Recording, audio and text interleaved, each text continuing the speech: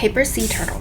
Start off by making a square piece of paper, and I colored my square green. Next, I fold it in half diagonally, and I do the same thing to the other side. Flip it over and fold it in half, then fold in half the other way. Now I scrunch it up so it's like a triangle with layers. I take a corner of the triangle, leaving a space at the top part between the flaps. I do the same thing on the other side. Unfold everything, then I fold a triangle upwards. I also do that on the other side. We unfold everything again. We're setting up to do the most awkward fold, so let's try to take that step slow. I fold the flap over where I used to be, and on the middle of that flap I move up and I flatten the sides. I do the same thing to the other side. It took me a while to figure out how to do this, so it's okay if you need to slow the video down or even take multiple attempts to do this. Now I pull the flap down and to fold it to the left, I turn it over and repeat the same steps on the opposite side, but then I flip the flap over again, and I do that to the other side too. Holding a corner down, I open the flap up from the bottom and I flatten it. I do the same thing to the other side again. This is gonna be the sea turtle's feet. Now I take the flap on the other side and I fold to the right. I mirror that on the other side. Now I open the sides up and flatten everything. I do this weird fold to the top flippers.